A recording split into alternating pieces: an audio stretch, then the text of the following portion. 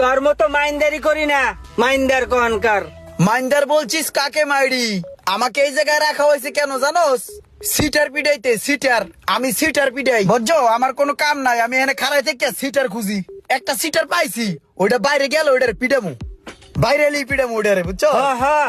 বান্দরবন কোনে একটা বেত আনছিলাম, বান্দর পিড়াইতে, ওইটা লয়ে যাইস।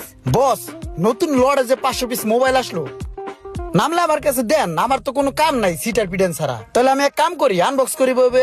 ওগুলা পরে অবসর সময় বসে বসে আনবক্স করো। এখন কাস্টমার আসতেছে, কাস্টমার ধরো। ভাই আসসালামু আলাইকুম। ওয়ালাইকুম আসসালাম।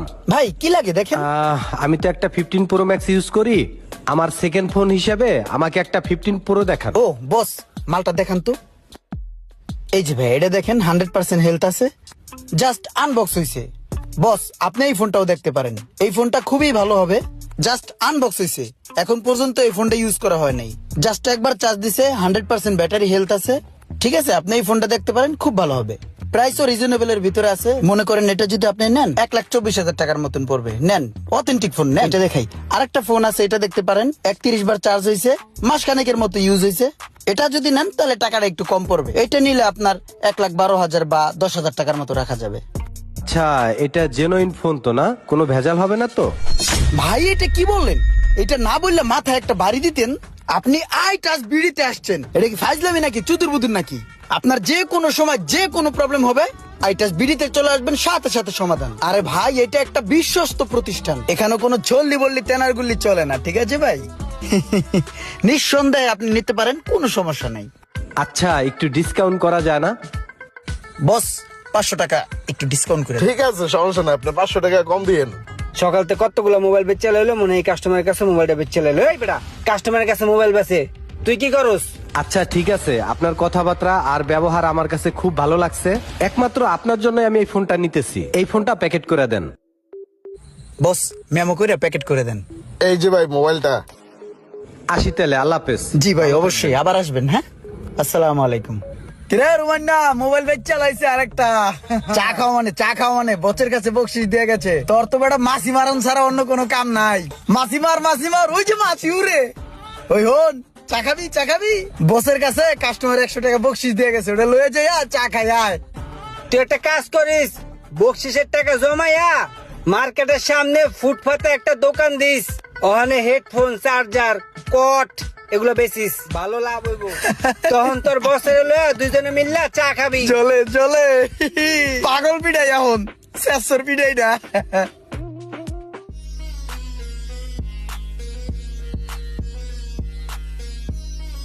ইমরান ভাই, ভালো আছো নি? হ্যাঁ ভালো। ভাই, তোমার লয়ে কি আমার কোনো শত্রুতা আসেনি? হ্যাঁ। তাহলে যে তুমি আমার খালি পিড়াইতে চাও, এটা কি ঠিক ভাই কও? আমি অনেক কষ্ট পাই। আচ্ছা শোনো, আজকের থেকে তোমার লাগে আমার কোনো ঝামেলা নাই, ঠিক আছে? আমিও তোমার লাগে কোনো ঝামেলা করবো না, তুমিও আমার লাগে কোনো ঝামেলা করবে না। হ্যাঁ, কিছু যদি মনে না করো, একটা কথা কই তোমারে। হ্যাঁ, ওই দোকানে তোমার বেতন দেয় কত?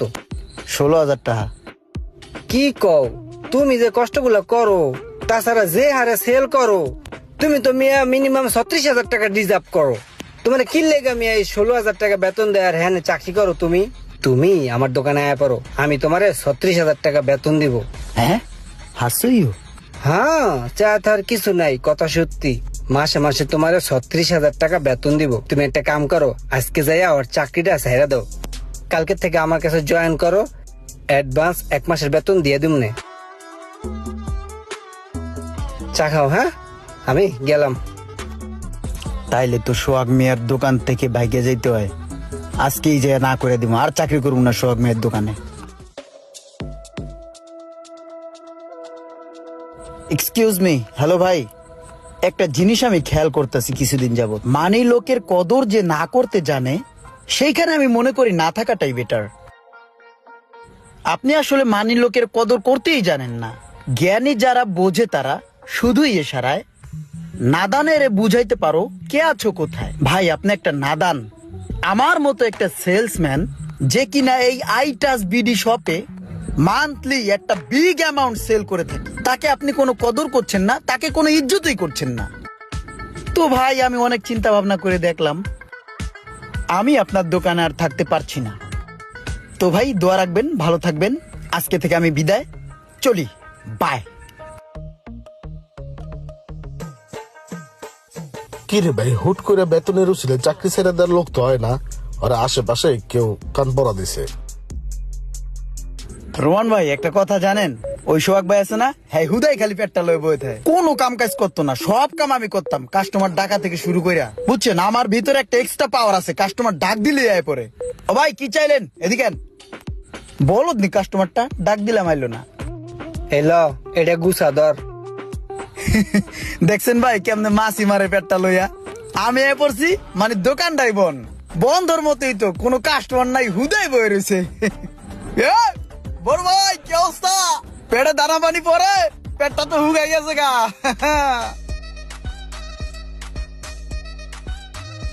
কি ভা মোবাইল পড়ে যায়, পেটের ভারে লড়তে পারো না, এইভাবে একদিন ব্যবসাটাও পড়ে যাবে। আমি কি জিনিস আমার কদর বুঝলা না। একটু মোবাইলটা উঠায় দাও না। কোন দুঃখে, তোমার দোকানের কর্মচারী আমি, আমার দোকানে এই যে, ঠিক আছে তোমারটা তুমিই উঠাই নাও। স্যার আপনার মোবাইলটা পড়ে গেছিল। ধন্যবাদ ভাই।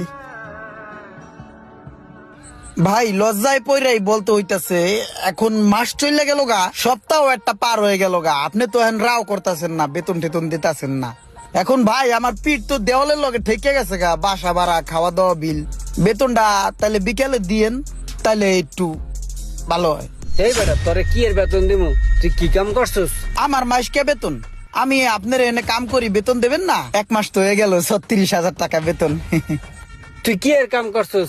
এই বেটা সারাটা মাস তুই কোনো কাম করছস? তুই তো সারাটা মাস এনে বয়ে বয়ে আমার লাগে গল্প করছস, আর সব ওই সোয়াগ্যার বদনাম করছস। তুই সোয়াগ্যার বদনাম করছস দেখে কি তোরে আমার বেতন দিতে হইব? তোরে যে আমি বেতন দিমু, তুই বেতনের কি কামটা করছস? কি কাম করছস তুই? সারা মাস বেড়া সেট বেচছস, সারা মাস বেড়া একটা সেট বেচছস, আর একটা সেটে লাভ হয়েছে মাত্র 200 টাকা। তুই 100 টাকা পাইতে পারস, দাঁড়া তোর 100 টাকা দিতেছি। যাও, কি কোন ভাই এডি, আপনি আমার 36,000 টাকা বেতন কবলাইয়া আপনার দোকানে আনলেন, আমি সোহাগের দোকানে চাকরি ছেড়ে আপনার দোকানে আইলাম। কথা কোন ভাই আপনি দেন ভাই। হ্যাঁ 36,000 টাকা বেতন, 36,000 টাকা চাইলে পাওয়া যায়? মানে গাছে লাড়া দিলাম, আমার টাকাটা চপচপ চেয়ে পড়লো, আর তোমার এনে দিয়ে দিলাম, তুমি মস মশে বাংলা আর সোহাগের বদনাম করলা না? এই বাড়া তুই আমার দোকানতে বাড়া, সর একটা কানসার নিচে মারবো। রোমান শুনো, তুমি কিন্তু বয়স আমার বেশি একটা বড় হইবে না, বুঝছো? তোমার টাকা আছে, দোকান আছে, এর লিগে তুমি পাওয়ার দেখাইলে, পাওয়ার আমারও আছে, বুঝছো? তোমার যদি এই দোকানের ট্যাব বসে না থাকতো না, তোমার কান কান সে তবদা লাগাই লাইতাম, আমার চিনো না, অমান করলা আমারে। ওই, যা বস, একটা কথা কইতাম বুঝছেন, আমি বস এক ধরনের অনেক অনুতপ্ত। আপনারা এনতে গ্যাঞ্জাম করে কাউ কাউ করে গেছি, রুমান আমারে ফুসলাই ফাসলাই নিছে, কইছে 36,000 টাকা বেতন দেবে, এখন ওই 100 টাকা বাইর করে, এর লিগে ওর লগে আমার মাইর লাগছে, রুমান্নার এনতে চাকরি ছেড়ে আয় পড়ছি। এখন আপনারা ওই আগের কামটাই এখন আমার লয়েলন, ভুল ভ্রান্তি ক্ষমার দৃষ্টিতে দেখে এখন আমার চাকরিটা আমার ফেরত দেন। বস এই যে পাশের দোকান থেকে টাকাটা দিয়ে দিছে। ঠিক আছে, দেখো ইমরান, তুমি আসলে যে কাজটা করছো এটা এক প্রকারের লোভ করছো তুমি, আর এই লোভ করে তোমার যা ছিল সবকিছু তুমি হারাইছো। কখনোই কোনো কিছু নিয়ে বেশি লোভ করতে হয় না, যখন যা পাবা তা নিয়ে শুক্রিয়া করা উচিত। তোমার যে পজিশনটা ছিল এই দোকানে, ওইখানে আমি মোশারফকে রাইখা ফেলছি। একটা কথা আছে না, লোভে পাপ, পাপে মৃত্যু। ইমরানের মতো এমন লোভ করে ধরা কে কে খেয়েছেন অবশ্যই কমেন্ট করে জানাবেন, আর ভিডিওটি ভালো লাগলে অবশ্যই শেয়ার করে দিবেন প্লিজ।